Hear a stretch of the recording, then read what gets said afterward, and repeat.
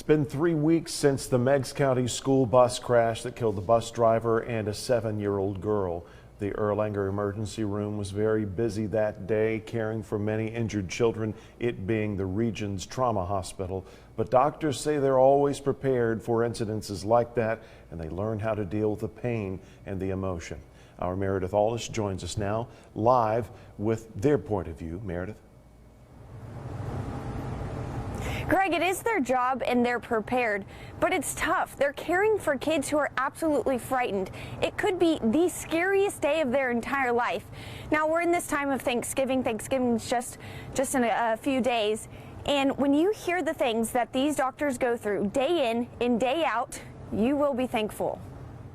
We plan for crazy, because if you plan for crazy, then it's not in fact crazy when it happens. You expected this. Dr. Daria Long says once a mass casualty has occurred, the first step is to clear out the ER and free up the hands of nurses and doctors, then evaluate the staff, call the blood bank, and get all of the equipment ready just in case. It's the resources, it's the extra hands, and having those plans in place. Although specific doctors are on call, she says almost all the ER doctors will check in if they find out something has happened. In our core, if you find out that there is some mass casualty happening at your emergency room, you call in, say, do you need me? Like, what can I do? For each level of trauma, there's a plan so everyone knows their role. She says for each patient, there could be anywhere from 6 to 10 people tending to them.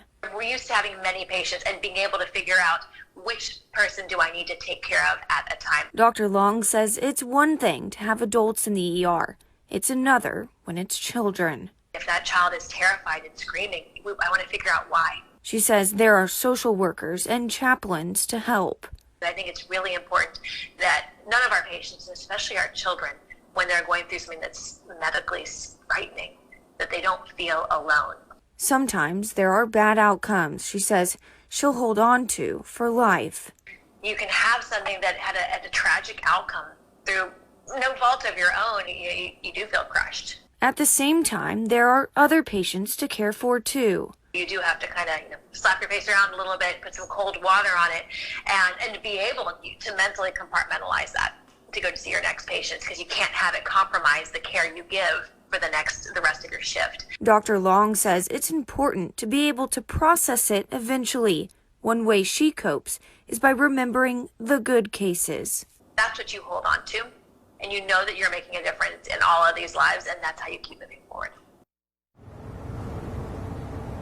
Dr. Long says it can be devastating for those parents if something happens to their child, but it also can be devastating to those doctors who have created that bond with them, with those children, with those patients. So she says if you do want to support those on the front lines right now, it's to ensure that they have the resources to be able to do the job to the best of their ability.